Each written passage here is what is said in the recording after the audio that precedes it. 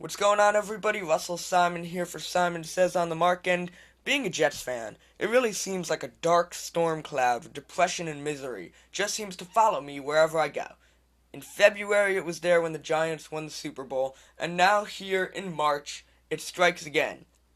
Mike Tannenbaum, Rex Ryan, Jets front office, they announced that they extended Mark Sanchez's deal for 3 years, giving him $60 million total, $20 million guaranteed, and making him the seventh highest paid quarterback in the NFL. So that means, obviously, he's not going anywhere. The Peyton Manning sweepstakes for the Jets is over, which really I'm not too surprised about or bent out of shape about. I think Peyton Manning would have been, first of all, a terrible fit for the Jets. Why would he want to come here? It's a circus anyway.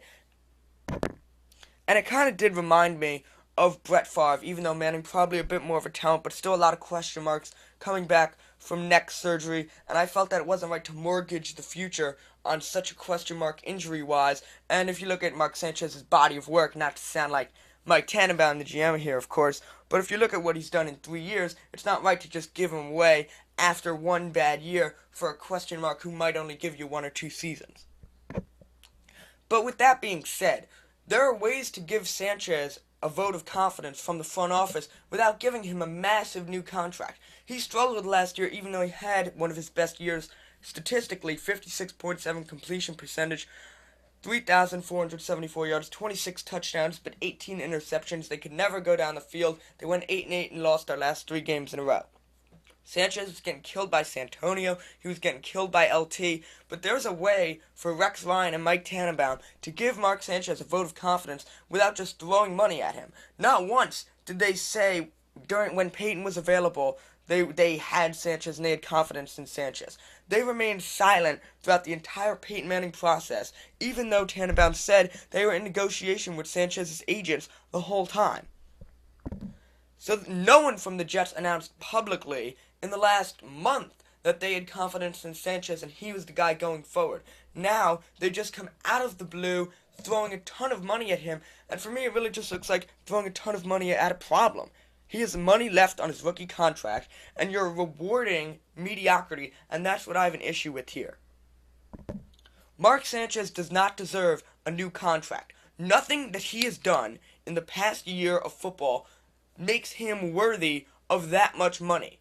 He is not worthy of being the seventh highest paid quarterback in the NFL.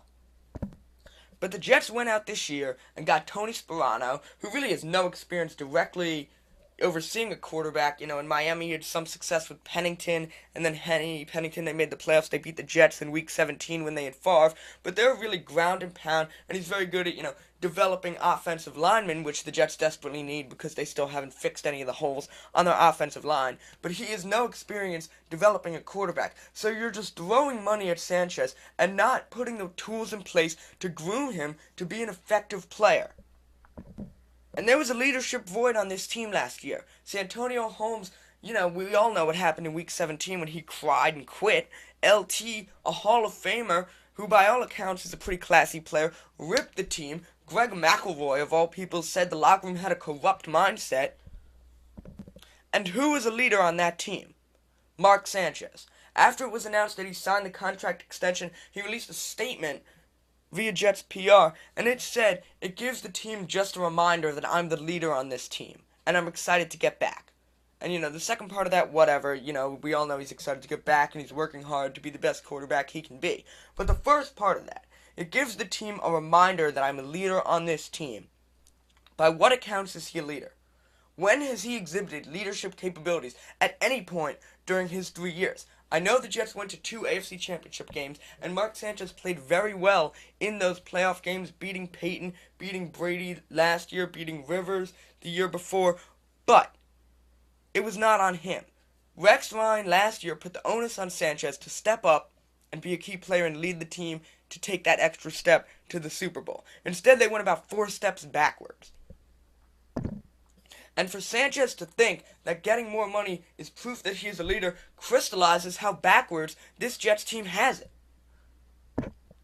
Leaders are not appointed by general managers. Leadership is earned by your play on the field. and Sanchez has obviously not earned it. And so what happens is when other players see that he's got this big new contract, they get angry because he doesn't deserve it. And then when he's gonna try and exhibit leadership capabilities, they're gonna laugh in his face. And I'm concerned, really, about what this is going to do to the Jets locker room. Sanchez said he had patched things up with Santonio Holmes a while ago, and that wasn't really an issue anymore. But when you come into training camp and the mini workouts later after the draft, how is the team going to react to Sanchez? You've seen Mangold come out and really support him via Twitter and in public, but other than that, a lot of players have really been silent, and Santonio Holmes hasn't said anything, and Sanchez hasn't said anything until he got this new contract and he released this statement. And there were a lot of accusations that Sanchez was being coddled and management, mishandled him, and this doesn't disprove any of those rumors. They're giving him a ton of money without really him progressing. They're giving him a lot of money when he really went backwards this year, and the Jets really struggled. So I think it sends a message to the team that, Sanchez is our guy and we don't care what he does because we're going to just throw money at the problem and hope it goes away. Because we're not providing him any support with Sperano, so how is he going to get better? It doesn't make sense. But one good thing to come out of this, of course, is that, not to borrow a pun from the Giants, Mike Tannenbaum and Rex Ryan are now all in with Sanchez.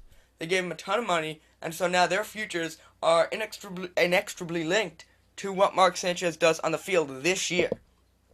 If the Jets struggle this year and miss the playoffs, Tannenbaum is done, and all the fans are going to be calling for Rex's head. And you look at this Jets team right now, especially on offense, and you see a team that doesn't know what direction it's going in. Do they want to ground and pound it? That's why they hired Sperano. But then why are you throwing so much money at Sanchez?